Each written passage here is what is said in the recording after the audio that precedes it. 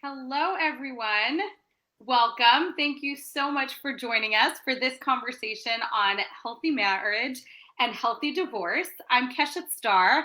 I'm the CEO of ORED, the Organization for the Resolution of Agunot. And it is an honor and privilege to be able to share with you today, along with Rabbi Yona Rees, who has much experience in the Beit Din world that you will hear more about today, and has also been a true friend and guide and advisor to me personally and to all of us at ORAS. So it's wonderful to be here and good to see you, Rabbi Rees. Good to see you as well, Keshe. Thank you so much. And just to introduce what we're going to be talking about today, there's some broad strokes here. So we'll share a little roadmap of what we want to discuss and how we're going to do it. And the theme for this conference is Shorashim, or roots. And nothing really speaks to roots as much as family, the families that we come from and the families that we go on to create. And for that reason, one of the most important and difficult, but that's why we're here to do it together, conversations that we can have as a community are about how do we build healthy, successful, and long lasting marriages. And the flip side, what do we do when a marriage does come to an end? And how do we kind of walk people through that process in a way that minimizes the collateral damage and hopefully sets everyone up for success going forward? So today we're going to discuss more about our experience in this area, what makes healthy marriage, what makes a healthy divorce, is there such a thing, and jump into all of those questions with you. And I will add on a technical note, if you have any questions that you would like us to answer, you can pose them in a few different ways. If you go to the chat section, there is a Q&A option. The nice thing about the Q&A is that it's totally anonymous. So if you have a question you want to ask, but you'd like to keep it more private, that can be a good avenue for doing so. And you can also put questions in the chat itself, and we will do our best to monitor them and leave a few minutes for questions at the end and make sure we can respond to what you have on your mind today. So just to go ahead and jump in, we're going to share a little more about who we are and just what the experience we have dealing with divorce and maybe how we came to that work. So Rabbi Rees, would you be up for getting us started on that? Sure, it would be my pleasure. I currently serve as the Arab Basin of the Chicago Rabbinical Council, the chief rabbinical judge of a rabbinical court. And I've been involved in the Basin rabbinical court world now for approximately 25 years. And one of the major activities of rabbinical courts is to preside over Gittin, over the administration of Jewish divorces. So I've been involved in probably well over 3,000, 4,000 Jewish divorce cases during this period of time. And I've seen, obviously, what happens towards the end of marriages. But at the same time, our goal is always to steer the couples towards a healthy and happy marriage going forward. I always say that's why the tractate that deals with matters of divorce, Maseches Gittin, actually precedes the tractate in the Talmud that deals with matters of marriage, Maseches Kiddushin. So just like we believe that there's an importance of building and preserving Abayis Neman B'Yisrael, the eternal Jewish home, when you do have a successful marriage, or you can make a marriage better and preserve a marriage, so too when it's clear that a marriage is no longer functional, it's important, as the Torah says, to fulfill the mandate of V'kosav la Sefer Krisus V'nasan B'yada, to simply take care of the get in a very straightforward fashion so that the parties can move on with their lives, and they can build new marriages that will hopefully be healthier and more successful than the previous one. That is beautiful. Thank you so much, Rabbi Rees. And as I mentioned, I run ORA, and we are an advocacy group that works to change the landscape around Jewish divorce. And what we really want to do is take abuse out of the Jewish divorce process. I come to my work at Ora with a legal background, so I wear that hat sometimes. And my experience prior to Ora was really helping survivors of domestic abuse through the divorce process on the civil side. And at ORA, we specialize in really high conflict divorces. So we often see sort of the worst of the worst in terms of divorce situations that are really brutal, that really take a toll on the couple, the children, the community, everyone involved.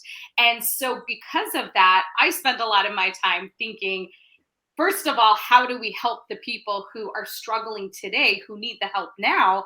But also, what can we do as a community to make sure that we're not seeing these same cases at the same intensity level over and over again? And what are some of the interventions that can really just change the dynamic? Because when you have a very high conflict, very difficult divorce, there's a lot of collateral damage that comes in a situation like that.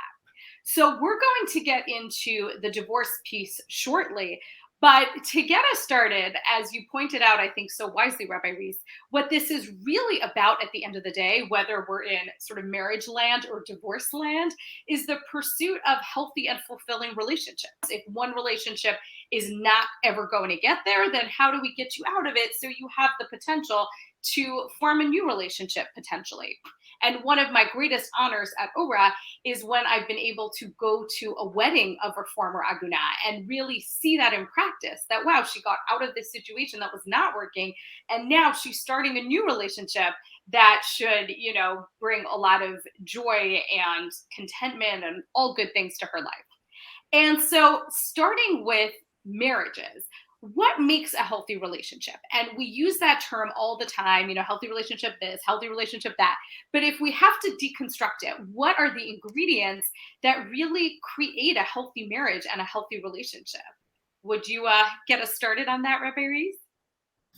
I could tell you from a sort of my Torah perspective in terms of what I tell people, in terms of just what I have seen. I always remind individuals, particularly when I have the privilege of being Mesader Kiddushin, when I get to be involved in the front end of the marriage process, which is obviously a lot more enjoyable, that when we speak about Kiddushin, Jewish marriage, the Gemara notes that it's a Lashon Hekdesh, that it refers to the sanctity of the marital bond in the Jewish tradition, that if there is an awareness of this notion of Mehashem Yotza Hadover, that when a man and woman get married in the Jewish tradition, there is a divine imprimatur upon it, that there is the consent and the involvement of God in bringing these two people together. So that itself, I think, serves as a reminder of the importance of working on the marriage to make it successful, and also grounding the marriage in Torah values, in making sure that the home is one that is of warmth, is one that focuses upon the performance of mitzvos, on the learning of the Torah, and also the Torah's requirement that the husband and wife cherish each other in the fashion in which they relate to each other. Rabbi Avraham Palm, Zichrono Livracha, who is the Rosh Yeshiva of Torah V'das, used to say that nowadays, when a husband and wife get married and they enter into the Ketubah document, we don't focus so much as we used to, maybe in the days of old, upon the value of the Ksuvah. The value of the Ksuvah was meant to be something that would be collected if the husband would divorce his wife, and he would be reminded, there's going to be a penalty. I have to pay a large amount of money, so he wouldn't divorce her precipitously in the event that the marriage could still be saved and the wife didn't want to get divorced. Nowadays, since the Cherem to Rabbeinu Gershom of 1,000 years ago, a man can't divorce his wife against her will any more than the man can't divorce his wife against his will. So therefore, the requirement of the payment of the Ksuva money as a disincentive against divorcing a wife against her will is not as pronounced as it used to be. So he used to say the main purpose of the Ksuva nowadays is when we have the wording that says Ve'ezun v'farnes v'okir, that the husband's going to take care of his wife v'okir, and he's going to cherish his wife. It says the word v'okir is the most important part of the Ksuva. That's important from the husband's perspective. As the Rambam writes, it's important from the wife's perspective as well to recognize that these are mates, these are partners that have been assigned from above, from heavenly order, and that therefore there is this additional reinforcement of the notion that you have to treat each other with the utmost of love and respect and cherish each other's needs. Don't think about marriage as a vehicle for your own self-enjoyment, but as a vehicle to give to others. Rabbi Elio Dessler famously pointed out that the notion of ahava, of love, is all about hav. It's all about giving. It's about giving to the other person. And the more that you think about fulfilling the other person's needs, the more that you yourself will be uplifted in the process of the Jewish marriage. But ultimately, it's about recognizing the sanctity of the marital bond, the importance of working on the marriage every single day. There's a contradiction in the Gemara between two different statements of how a marriage is ordained. One statement says there's a bas kol, there is a divine voice that goes out from heaven, 40 days before a child is conceived, saying bas ploni leploni. This woman is divinely designated to marry this particular man. And yet there's another statement that says that we only have people get married according to their worthiness. A person marries the individual whom they have deserved to marry based on their actions. So which is it? Is it based upon some sort of a bas kol, a divine voice that declared that this couple will get married before they were even born? Or is it based upon a person's actions and deeds? So I saw one beautiful explanation from Rabbi Zelig Pliskin. He says the Gemara gives an explanation. What may depend whether it's the first marriage, the second marriage, but that doesn't necessarily mean different marriages. Even the Meiri says it might depend upon different stages of life. So Rabbi Pliskin says it depends upon different stages of the marriage. Day one, it's divinely ordained that this is the person you were supposed to marry. Afterwards, whether the marriage is going to be a success or not depends lefi masav. It depends upon whether you're going to work on the marriage every single day. Work on yourself. Figure out what are your flaws, what are your deficiencies, what are the character traits that you need to work upon. Rabbi Yisrael Salanter used to say it's easy for a person when they live with themselves to be 100% perfect, never to get angry at themselves. The real trick is when you're living with somebody else, then you discover you might have some temper issues. You might discover that you might have other flaws that are brought out in your interactions with the other individual. You should be thankful the other individual is there to bring the best out of yourself and to recognize nobody is perfect, and that your job in marriage is to work together, becoming better people through the prism of building a home that is premised upon Torah values and foundations. That is beautiful. Thank you so much for sharing, especially that Torah perspective, Rabbi Reese. And I think I love what you shared, especially about how it changes in a way. The question of, is this the right person? Down the road, it often comes down to, are you going to make it the right person or not? And I often find, I think one of the best sort of pre-marriage experiences I had in this respect is that I went to a college that in retrospect was not a good fit for me at all. And I put in for a transfer. And by the time the transfer came through my freshman year, I decided not to do it because I had found a way to sort of make it work for me. And that was sort of this formative experience I had when I was very young. But I think it taught me a lot about how everything has its pros and its cons, and the things that you like and the things that bother you. And that so much of it really is what you bring to the situation. And I think just to expand on what you shared, in terms of one of the scary things about marriage is that marriage is really vulnerable. And you share, I think, a part of yourself that no one else in the world knows or gets to see. You certainly are very vulnerable financially, emotionally, and those of us, especially who work on the divorce end of the process, you really see that vulnerability. But I think especially when we can tap into the beauty and the power of having such a vulnerable relationship with another person and having someone that you get to go through life with all the ups and downs, that can really help keep us going through the difficult moments. And I think one of the challenges whenever we talk about, when should you divorce and should you divorce, is that for the most part, marriage, I think, at least from what I see on the divorce end, as well as, my experience on the marriage end, is that I think it does require two reasonably healthy people with all the foibles and the challenges that all of us human beings have. It's sort of like if you're making a chicken dish and you have, rotten chicken and spoiled tomatoes and, basil that's gone black, it's probably not going to be something that you want to eat at the end. And so I think you need sometimes that foundation of, are we two like reasonably healthy people with all the issues that everyone has? If not, are we ready to work on ourselves? Because I think few things are more remarkable and have more staying power than someone who really makes a commitment to positive change and positive growth and follows through with that. And if we're in that realm of we're two healthy people, but we're going through the ups and downs of life, then absolutely, I think it's so important that we have the resources in our community to go to when couples are struggling. And also that we think in terms of just raising our kids and what values do we encourage as a community. I think emphasizing those values of grit and perseverance and patience and accepting that people come with good and bad.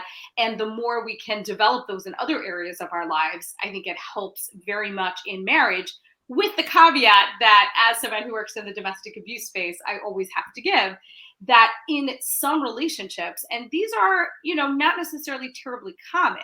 I was just speaking on a panel with, other domestic abuse experts, and one of them said, most relationships are not abusive. You go out with someone, chances are it's going to be okay, and you're two healthy people. So not to paint the majority of relationships in that way, but that if you're dealing with a relationship, and just for anyone who might be listening or watching this later that's in that situation, the hard thing about being in a relationship where we don't have two healthy people or we have dynamics of abuse is that you can almost do everything right and still not get the result that you want in terms of the marriage. So I think that's always something to keep in mind.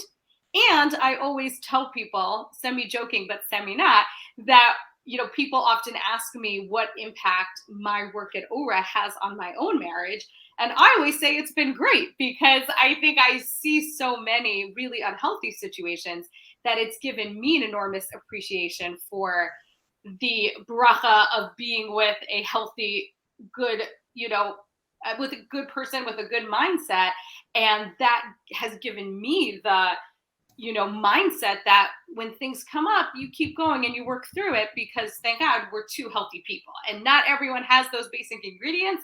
But if we do, then with work and commitment and support when you need it, you can get through a lot of what comes your way.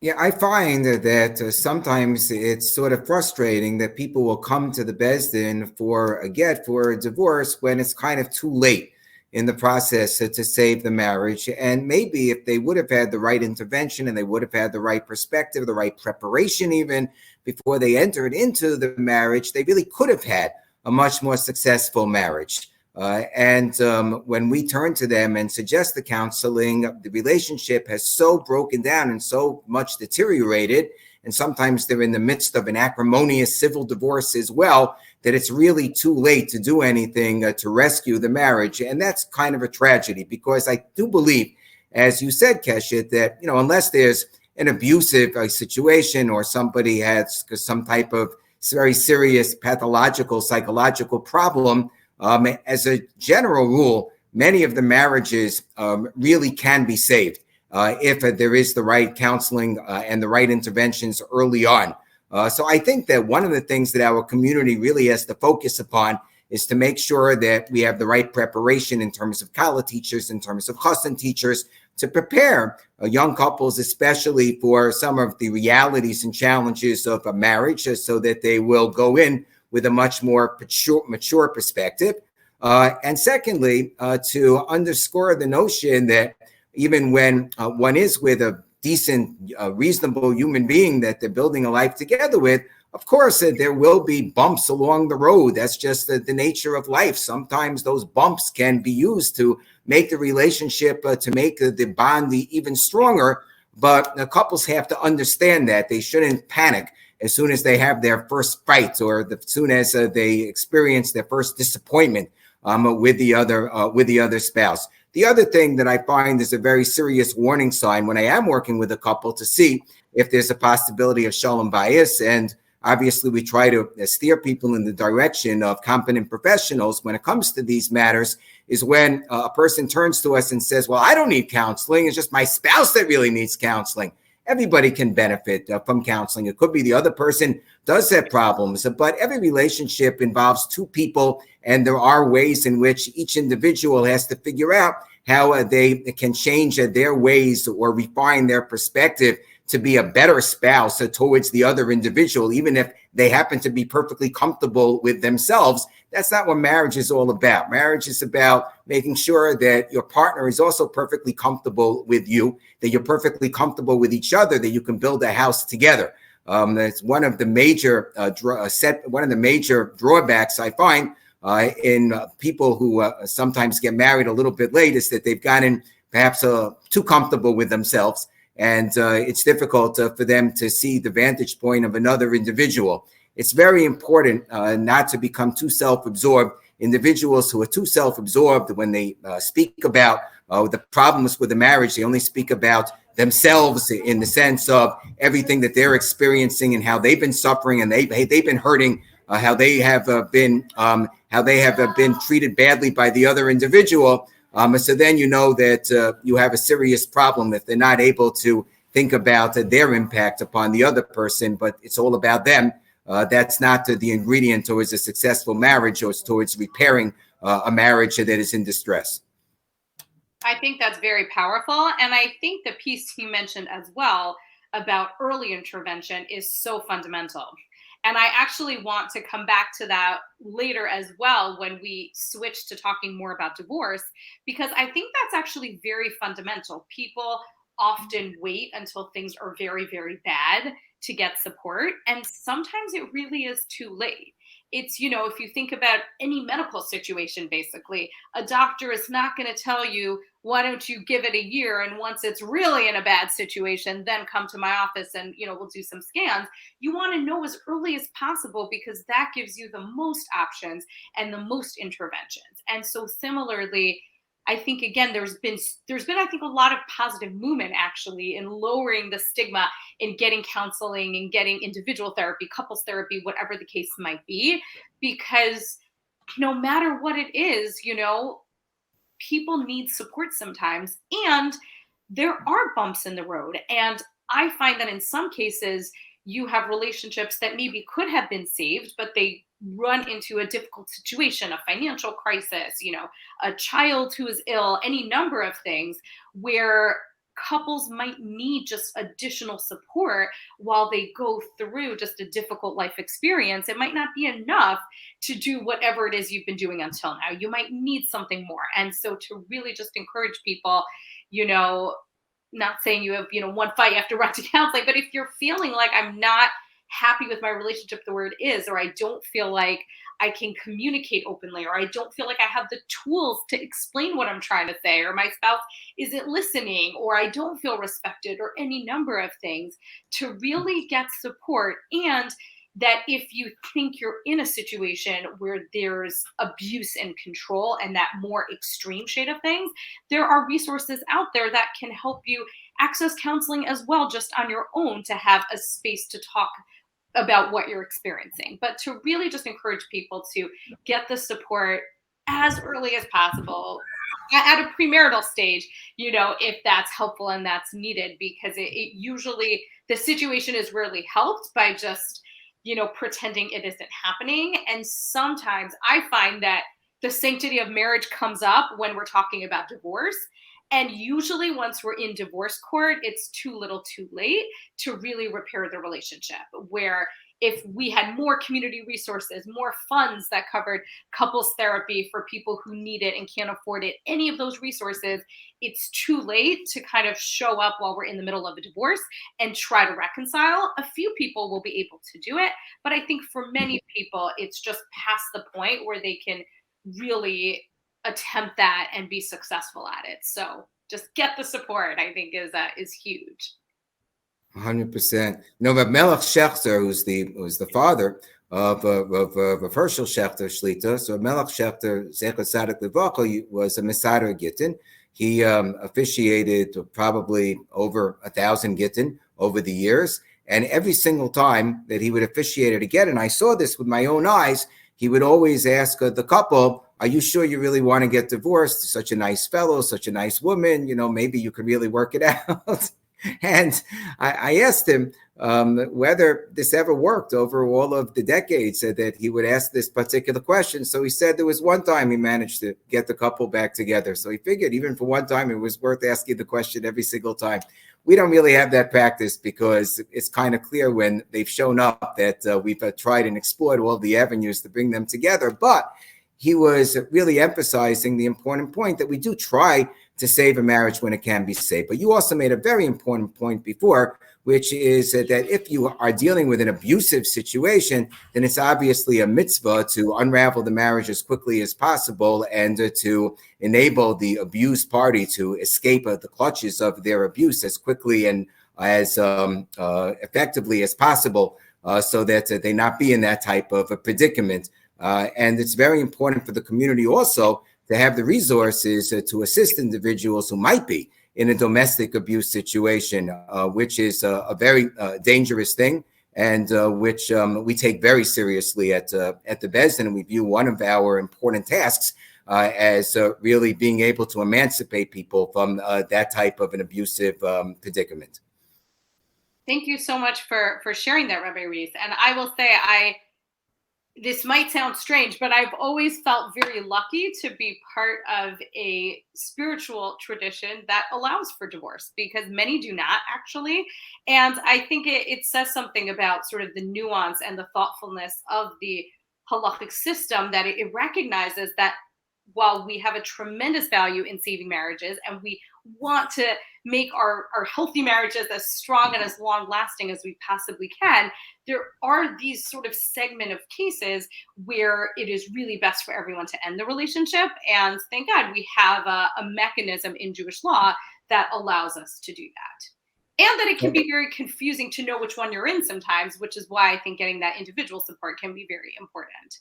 But it is also important for every single husband and wife to have that perspective, to recognize that we don't believe in keeping people hostage in a marriage that they don't want to be in. You try to save a marriage to the best of your ability. One person comes to the conclusion that it just isn't working for them. This happens sometimes that the wife says, Ma'isolai, as the Gemara says. She just finds the husband repugnant.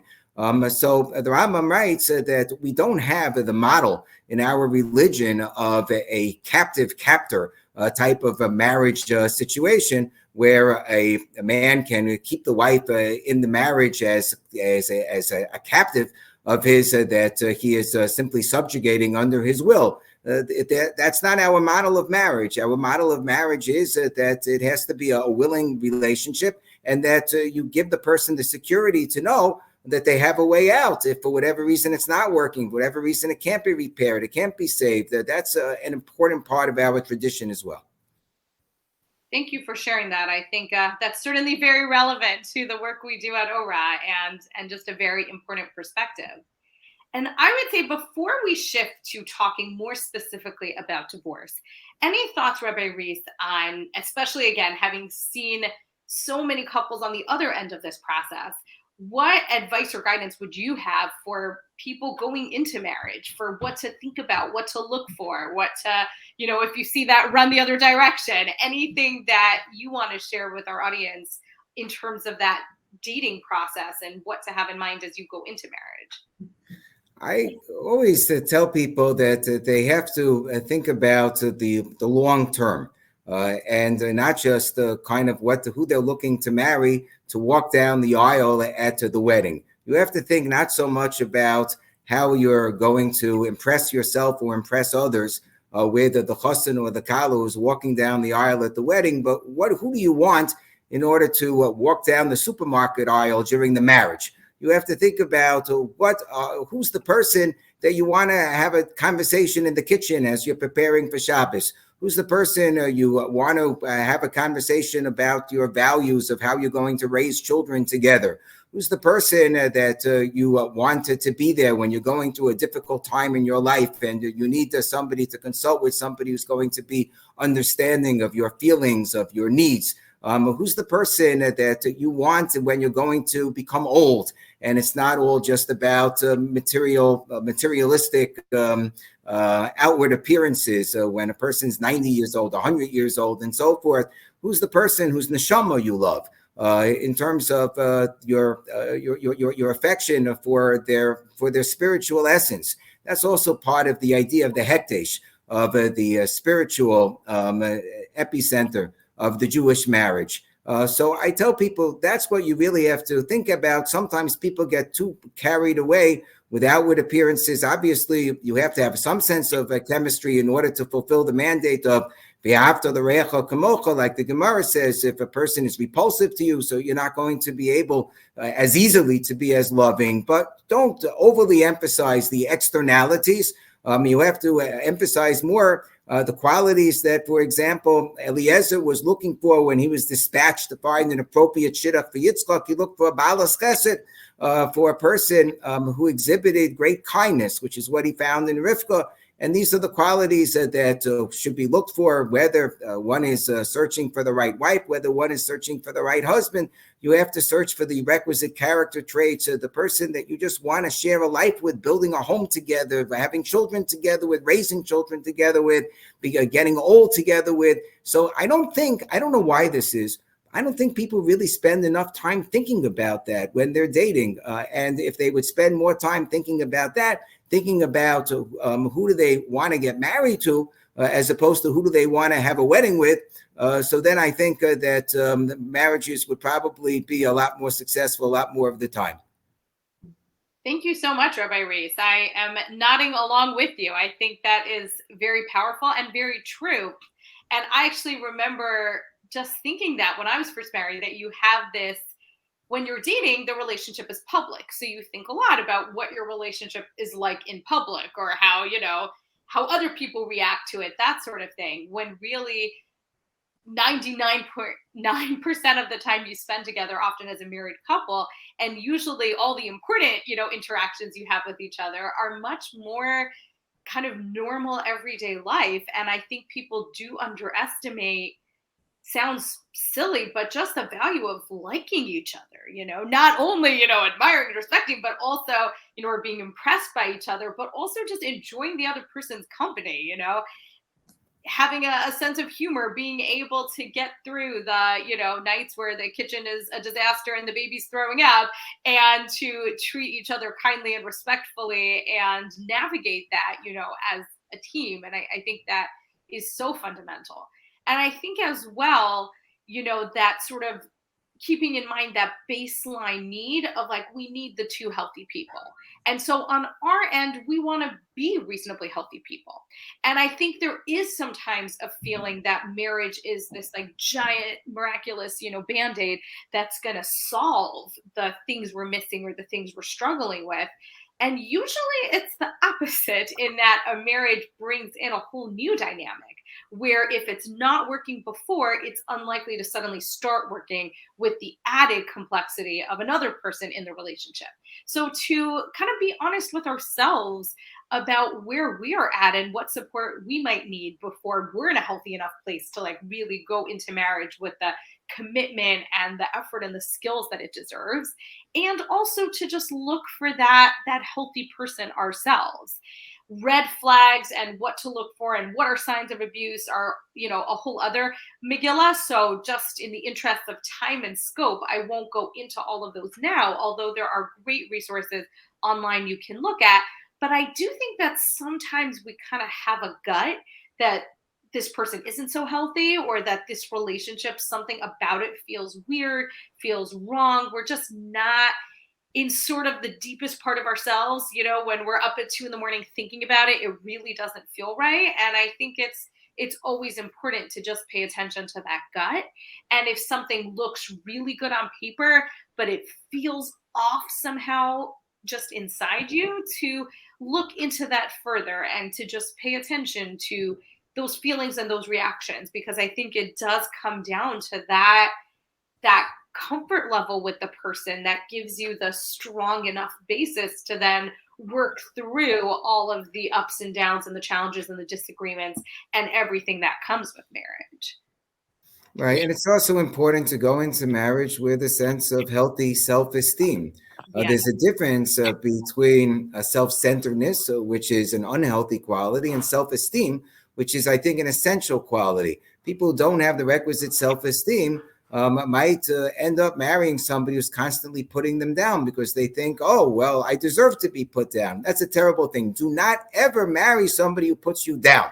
I could just tell you that is kind of rule number one. Lots of rules, but this one is very basic. And unfortunately, a number of the failed marriages that I've seen, this dynamic existed even prior to the marriage, but because a person had low self-esteem, it wasn't something that impeded them from entering into the marriage relationship. But if you have that situation where a person is putting you down in any particular way, and not treating you with respect, so then it's not a formula for the okir, for a successful marriage according to the Jewish tradition. That is so powerful. And I think to expand on that as well, there is often a fear of what if I don't meet someone else? And we have a community where we value marriage and we value family. And I think those are such beautiful things. And it can sometimes create a sense of sort of scarcity or anxiety. If I don't go with this person, what if there's nobody else?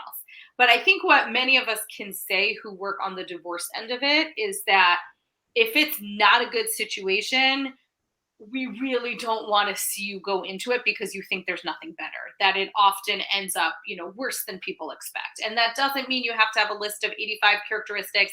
And unless you find this sort of perfect person that matches off everything, don't get married. But again, I think if there's that dynamic, if someone's putting you down, absolutely, that, especially happening again, even pre-marriage, that is a very, very bad sign. And to really be strong enough in yourself to pay attention to signs like that when you see them, as opposed to feeling like, well, I have to get married and there's the shidduch crisis, so let me go ahead and move forward anyway. And so just to shift the conversation, we've been talking about marriage. How do we create healthy marriages? What do we need? What are the ingredients for a healthy marriage? And so I want to shift to talking about healthy divorce. But I think before we can talk about it, there's kind of the threshold question, which is, does that exist? So if I can ask you to start, Rabbi Reese, how should we think about divorce today, especially as from Jews? Is divorce sort of the absolute worst resort, something that should be used some of the time, something that should be used very rarely? We touched upon this earlier in talking about abuse, but would you be able to share more about sort of a general framework to thinking about divorce? Look, the Gemara says, Kashin Hagerushin. The divorce is very, very difficult. It can be very emotionally trying. It could be financially trying. It can be a tremendous psychological blot on a person's life to go through this type of trauma, sometimes be alienated from their children and not be able to spend as much time when you're sharing children with another parent. It can be traumatic on many, many different levels. And I think all of that has to be taken very seriously when one is contemplating the possibility of divorce. At the same time, to remain in a marriage which is no longer functional is, I think, even more problematic because that takes a much greater emotional and psychological toll. If there are children, it can end up taking a tremendous toll on the children as well. To be in a broken home where the parents are not loving towards each other. So sometimes, unfortunately, a divorce is necessary. The Gemara says that a person who divorces his first wife, speaking from a man's perspective, Mizbeach Movid love the most, that the holy altar sheds tears because it is viewed as a last resort. But at least one rabbi once commented, sometimes the tears are tears of joy because it's so clear that the marriage needed to be unraveled. And that's why the Torah does provide for the possibility of gerushin. I remember one Rav many years ago speaking about that we're all familiar with the concept of shalom bayis. So we've been discussing a fundamental hallmark of the Jewish home, a peaceful, tranquil Jewish home. You should marry someone, with whom you can build a tranquil home. But when the marriage has to be ended, ideally you try to have shalom get. So that's a very idealistic notion, shalom get, that the divorce process should be peaceful. Obviously, if you were able to have a harmonious relationship with this individual, then it would have been less likely that you'd have a divorce in the first place. So I don't know if it's always realistic that it's going to be a pleasant experience. If, the Gemara says it's not a pleasant experience, kashin agerishin, but you could do your part to ensure that you are not going to be oppressive in the process, and that will perhaps help to pave the way that the other person will follow suit, that you're not going to play off of each other. So one thing that I always say to both parties whenever there is a divorce situation is that we don't advocate on behalf of either party. We hear the claims of both parties, and we give a proper deference and proper consideration to any financial claims, any custodial claims that may be presented in our bezdin. We often adjudicate the entirety of a divorce case, including the division of assets, including spousal support, including child support, including parenting arrangements / custodial issues. But the one non-negotiable I always tell people is we are an advocate in one area, which is that we will not tolerate anybody using the get as a weapon.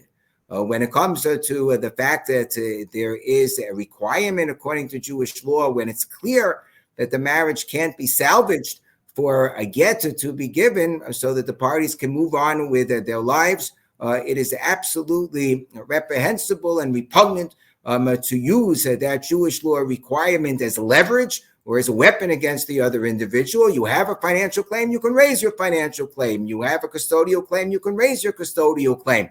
But you can't use the get as leverage in any way. That is not part of the process of adjudication in front of a bezdin. The get should just be given as a matter of course. That's what the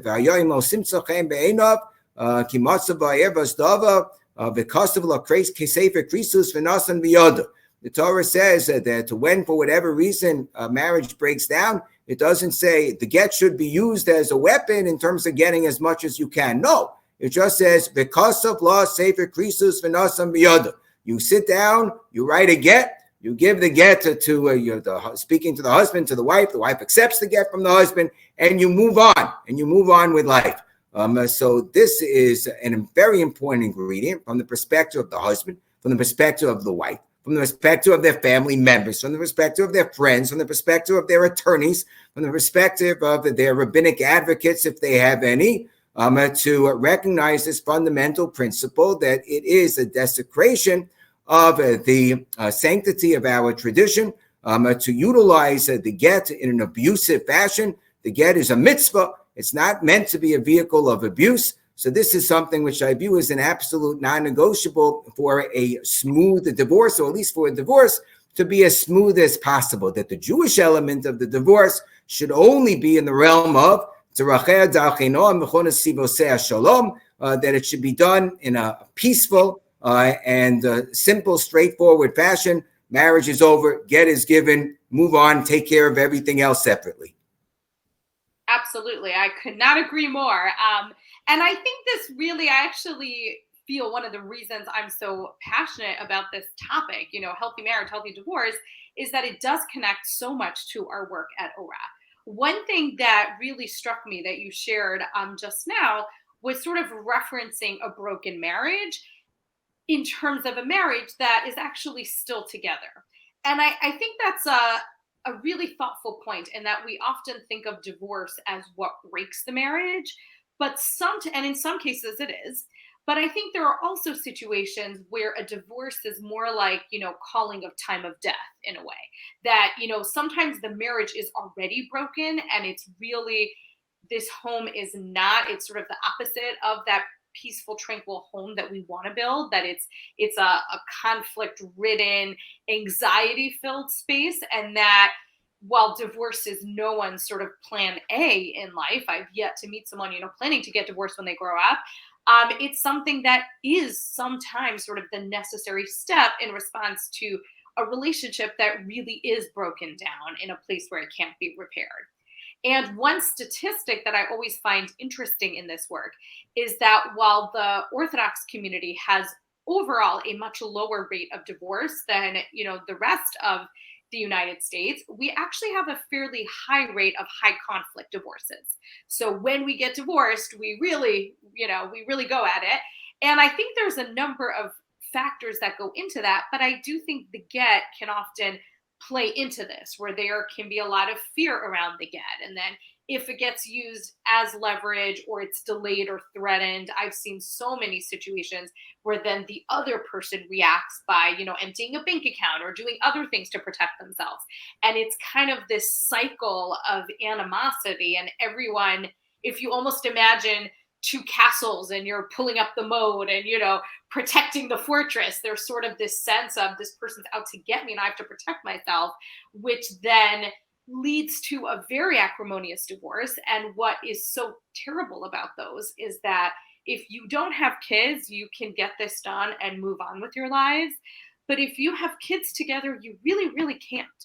And even for a very, very short marriage, even for a very difficult marriage, we usually need to maintain enough of a relationship between these two people so that their children, whatever the case might be, are not caught in the middle of a bad situation. So I think especially for, couples that are going through divorce that have children, when we kind of just blow up the process and make it into this really highly contentious, highly aggressive, situation, we then end up with two people who can't talk to each other, who now need to co-parent basically for the rest of their lives. Because even after these kids turn 18, presumably they want to both be at their children's weddings. They want to be at, their grandson's upshur, and they want to be able to celebrate their kids together.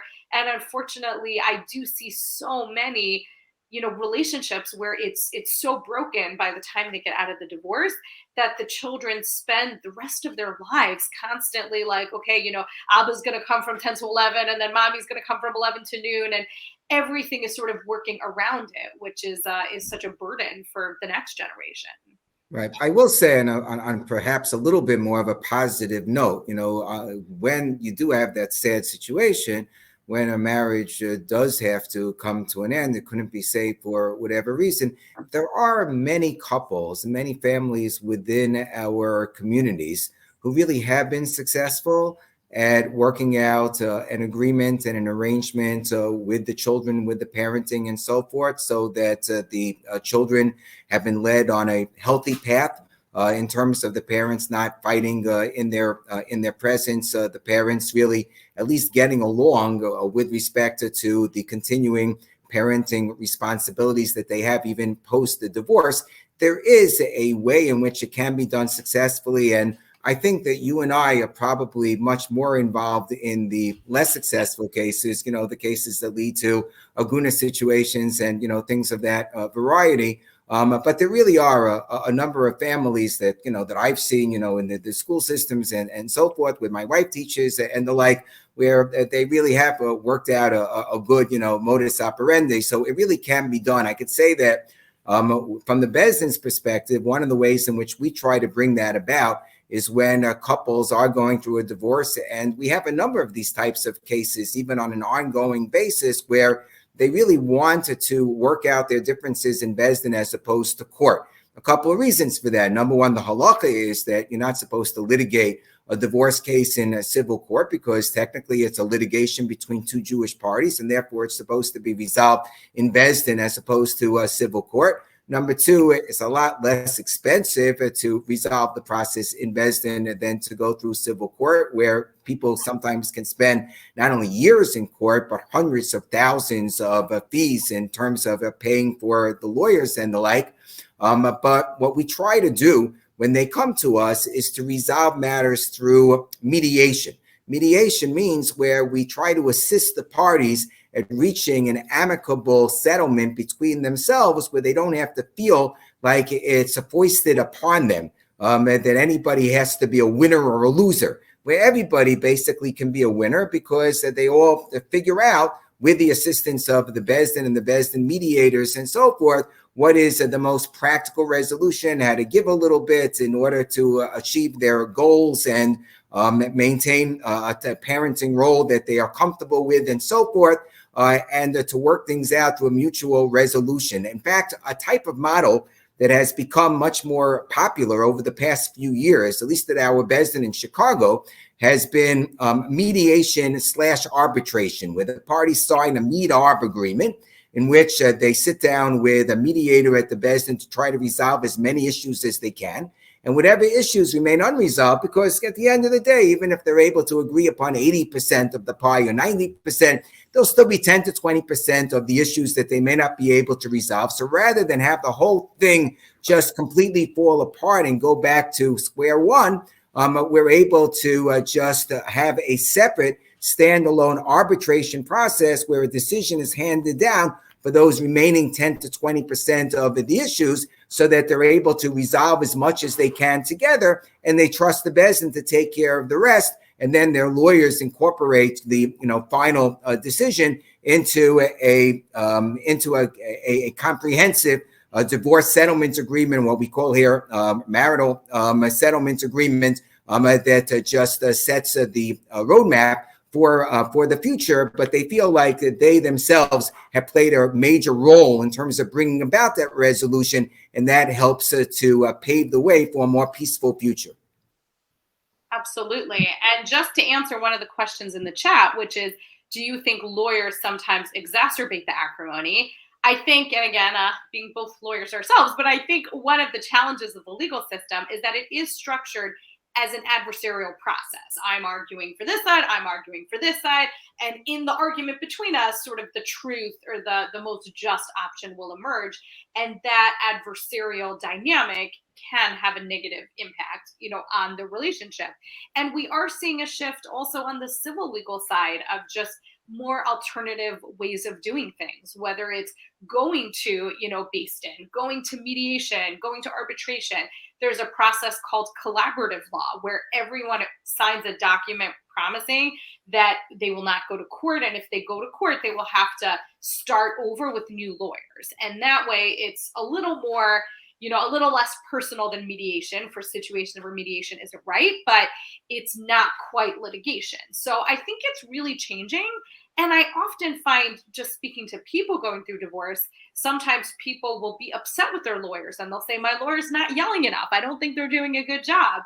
And I'll try and say, you don't want a lawyer who just yells about everything. You want a lawyer who advocates strongly for the things that matter most to you. And a good lawyer should also reality check and manage expectations. And they should help people understand that you might be wanting something that is so far from what the law would give you that it's not a sort of wise use of your time and resources to try and fight for this like unicorn deal that, you're pretty much guaranteed not to get. So also sometimes the role of a lawyer is to push back, but I think it's important to, have a lawyer that you trust and feel comfortable with. Sometimes people don't love their lawyers and then they almost ask 100 people their opinions in a way to get around it. And that never really works. I think that, if you're working with an attorney, again, you want to feel confident with them, but that it's really about figuring out, what kind of process is going to make sense for you, and understanding that a process like the Beis Din, can provide a level of, awareness of just the dynamics in the frum community.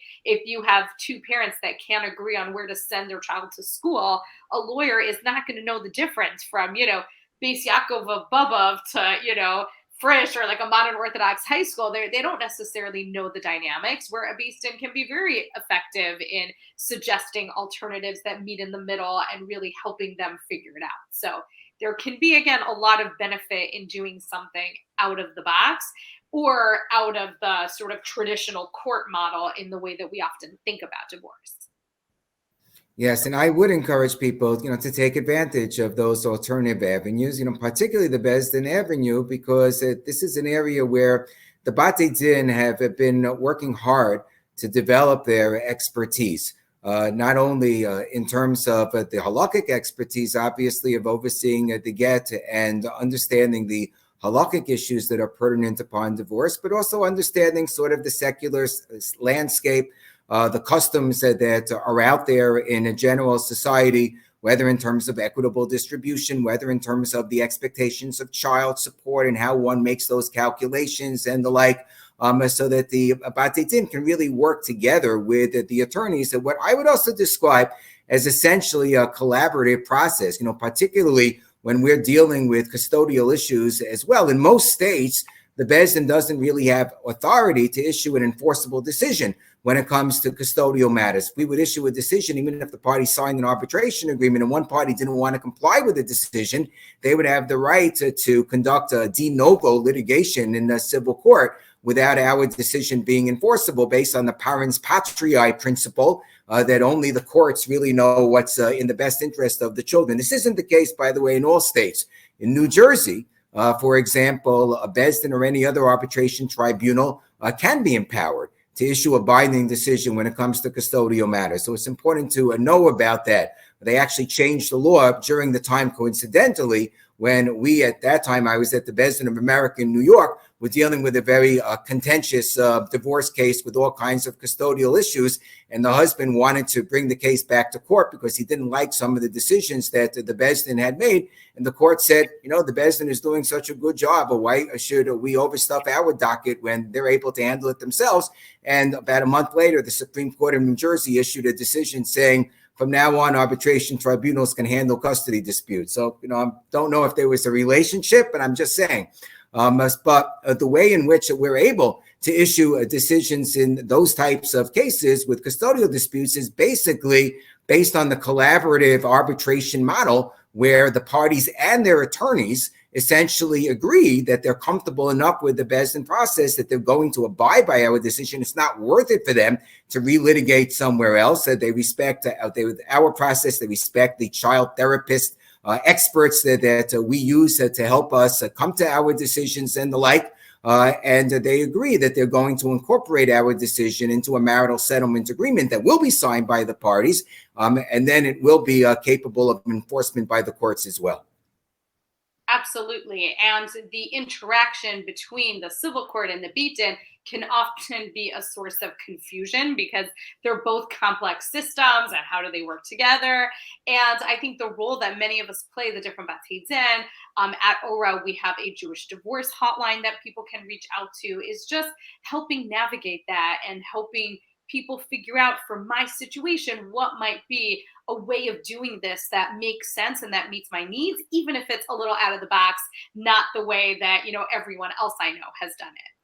And before we close, we have about 2 more minutes. I'll share one last thought, and then I'll pass it on to you, Rabbi Reese, for the same.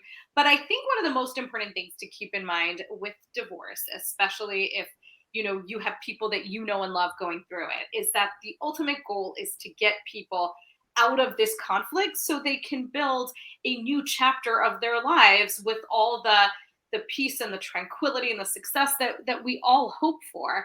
And I think one of the most positive roles that friends and family can play is to sort of get people out of the conflict a little bit and help them see that big picture. When we're in the middle, we're kind of wading in the mud, it's hard to look up and see, well, why am I doing this and what matters most to me? And so to help reflect back, I care about you and I want to see you out of this. And getting out of this in a healthy way is probably more important than a lot of the details that you're fighting over. And so thank you again for coming and listening. And Rabbi Reese, please take it away and close us out.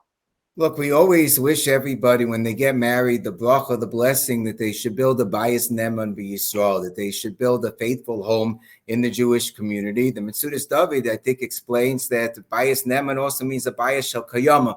It should be a lasting Jewish home, an eternal Jewish home. This is ultimately our goal, that everybody should be successful at building such a successful and eternal Jewish home.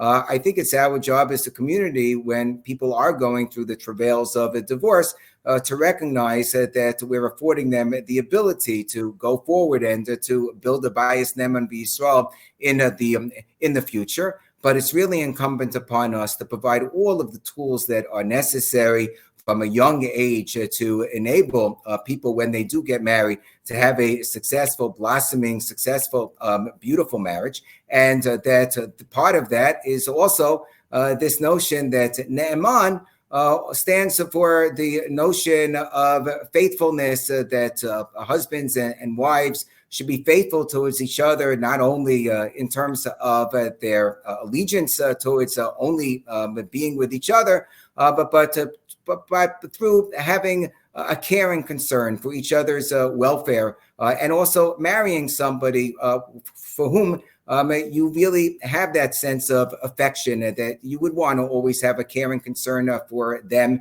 and that it is through developing that sense of ne'emanus towards each other, like Moshe Rabbeinu, b'chol beisi ne'eman hu, that you're dedicated and devoted to each other. That's really what we want to build. That's what we want to cultivate in terms of the perfect Jewish marriage. Like Rabbi Akiva said, you can divorce a woman if you found a na'em mimeno. You found a woman who was more attractive to you. Say, what? Rabbi Akiva, he was such a great, sensitive person. He's just encouraging divorce. You find the woman more attractive than your wife, you should divorce your wife. So Rabbi Shlomo Aviner, and I think Rabbi Yaakov Kamenetsky say the same thing. He said, no, he's saying that what the model of marriage should be. If you go around thinking that you're looking at other women, you're looking at other men, and you don't think of your spouse as the be-all and end-all, then there's something wrong with your marriage. And there's something wrong with your perspective of marriage. That's the perspective of marriage that we should cultivate, but we should make ourselves into worthy individuals, that our spouses should look up to us in that particular fashion. So we should all work on ourselves so we could be the best husbands, we could be the best wives, and we could be a model for everybody else, build our own Bayis Ne'eman B'Yisrael in exemplary fashion, and that way we'll be a role model for everybody else. Thank you so much. Thanks, everyone.